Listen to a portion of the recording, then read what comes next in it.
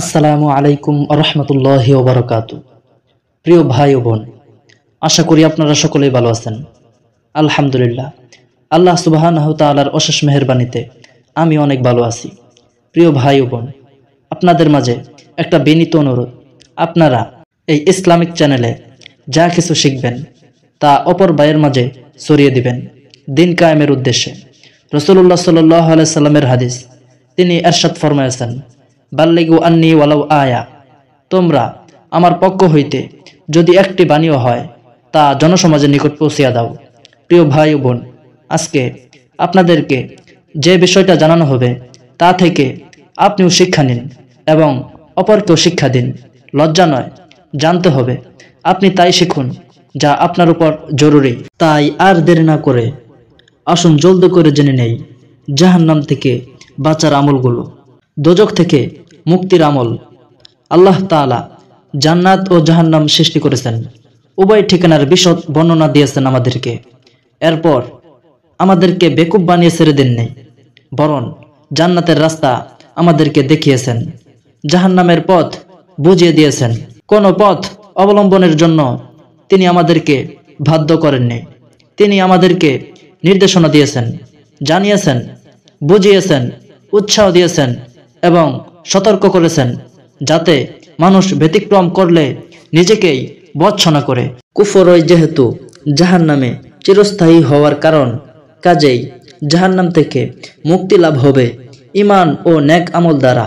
এজন্য মুসলমানরা তাদের রবের সাথে ঈমানের বন্ধন সৃষ্টি করে, যাতে তিনি তাদেরকে জাহান্নাম থেকে মুক্তি দেন। আল্লাহ সুবহানাহু ওয়া তাআলা পবিত্র কালামুল্লাহ হাকিমে বলেন, আল্লাযীনা ইয়াকুলুনা রব্বানা ইন্নানা আমান্না ফাগফির লানা যুনুবানা ওয়া কিনা আযাবান নার। অর্থ, যারা বলে, হে আমাদের রব, নিশ্চয় আমরা ঈমান এনেছি, সুতরাং আমাদের গুনাহ খাতা মাফ করে দিন এবং আমাদেরকে মুক্তি দিন জাহান্নাম থেকে। সূরা আল ইমরান আয়াত নম্বর 16। কুরআন ও সুন্নায় এমন সব আমলের কথা এসেছে যেগুলো জাহান্নাম থেকে মুক্তি দেয়, যেমন ইখলাসের সাথে কালেমা শাহাদাত, আল্লাহ ছাড়া কোনো ইলাহ নেই এবং হযরত মুহাম্মদ সাল্লাল্লাহু আলাইহি সাল্লাম আল্লাহর রাসূল, এই সাক্ষ্য প্রদান করা। এই সাক্ষ্যই ঈমানের আলামত, জান্নাতের চাবি, আল্লাহর সুদৃঢ় রজ্জু এবং তার সরল পথ। এটাই ঈমানের শর্ত, জান্নাতের প্রবেশপত্র। এটাই দোজখ থেকে মুক্তির সনদ এবং আল্লাহর রহমত প্রাপ্তির মূল মন্ত্র।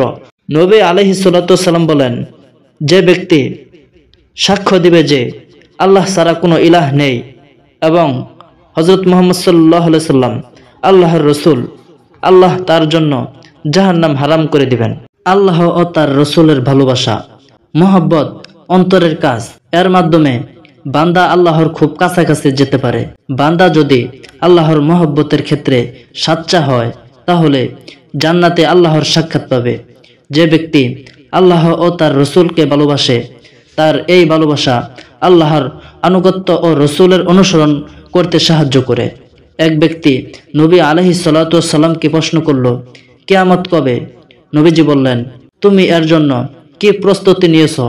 লোকটি বলল, কিছুই না, তবে আমি আল্লাহ ও তার রাসূলকে ভালোবাসি। নবী আলাইহিস সালাতু ওয়াস সালাম বললেন, যাকে ভালোবাসো তুমি তার সঙ্গেই থাকবে। আনাস রাদিয়াল্লাহু তাআলা আনহু বলেন, যাকে ভালোবাসো তুমি তার সঙ্গেই থাকবে। নবীজির এই কথা শুনে আমরা যে পরিমাণ খুশি হয়েছিলাম, আর কোনো বিষয়ে এমন খুশি হইনি। আনাস রাদিয়াল্লাহু তাআলা আনহু আরো বলেন, নবী আলাইহিস সালাতু ওয়াস সালাম আবু বকর ও উমরকে আমি ভালোবাসি। তাদের প্রতি আমার এই ভালোবাসার কারণে আশা করি আমি তাদের সঙ্গেই থাকব, যদিও আমি তাদের মতো আমল করতে না পারি।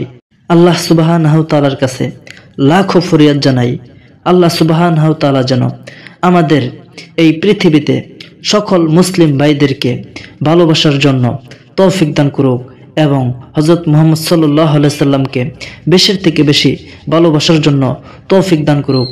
আমিন সুম্মা আমিন। ওয়া আখির দাওয়ানা আনিল হামদুলিল্লাহি রাব্বিল আলামিন।